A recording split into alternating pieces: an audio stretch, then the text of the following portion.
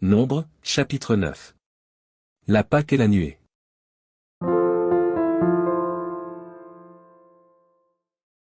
L'Éternel parla à Moïse, dans le désert de Sinaï, le premier mois de la seconde année après leur sortie du pays d'Égypte. Il dit, que les enfants d'Israël célèbrent la Pâque au temps fixé.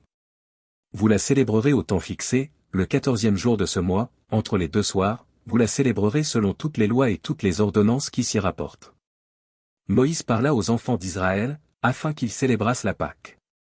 Et ils célébrèrent la Pâque le 14e jour du premier mois, entre les deux soirs, dans le désert de Sinaï. Les enfants d'Israël se conformèrent à tous les ordres que l'Éternel avait donnés à Moïse.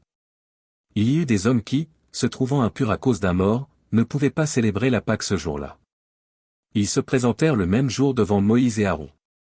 Et ces hommes dirent à Moïse, nous sommes impurs à cause d'un mort, pourquoi serions-nous privés de présenter au temps fixé l'offrande de l'Éternel au milieu des enfants d'Israël? Moïse leur dit, attendez que je sache ce que l'Éternel vous ordonne. Et l'Éternel parla à Moïse, et dit, parle aux enfants d'Israël, et dis-leur, si quelqu'un d'entre vous ou de vos descendants est impur à cause d'un mort, ou est en voyage dans le lointain, il célébrera la Pâque en l'honneur de l'Éternel. C'est au second mois qu'ils la célébreront, le 14e jour, entre les deux soirs, ils la mangeront avec des pains sans levain et des herbes amères. Ils n'en laisseront rien jusqu'au matin, et ils n'en briseront aucun os. Ils la célébreront selon toutes les ordonnances de la Pâque.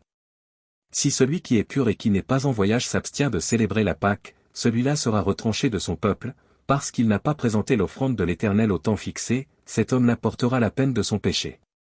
Si un étranger en séjour chez vous célèbre la Pâque de l'Éternel, il se conformera aux lois et aux ordonnances de la Pâque. Il y aura une même loi parmi vous, pour l'étranger comme pour l'indigène.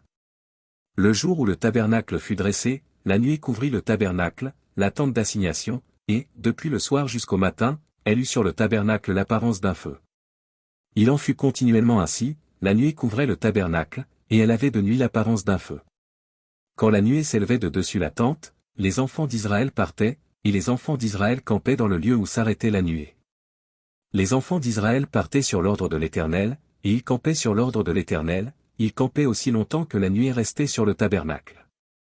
Quand la nuée restait longtemps sur le tabernacle, les enfants d'Israël obéissaient au commandement de l'Éternel, et ne partaient point. Quand la nuée restait peu de jours sur le tabernacle, ils campaient sur l'ordre de l'Éternel, et ils partaient sur l'ordre de l'Éternel. Si la nuée s'arrêtait du soir au matin, et s'élevait le matin, ils partaient. Si la nuée s'élevait après un jour et une nuit, ils partaient. Si la nuée s'arrêtait sur le tabernacle 2 jours, ou un mois, ou une année, les enfants d'Israël restaient campés, et ne partaient point, et quand elle s'élevait, ils partaient. Ils campaient sur l'ordre de l'Éternel, et ils partaient sur l'ordre de l'Éternel, ils obéissaient au commandement de l'Éternel, sur l'ordre de l'Éternel par Moïse.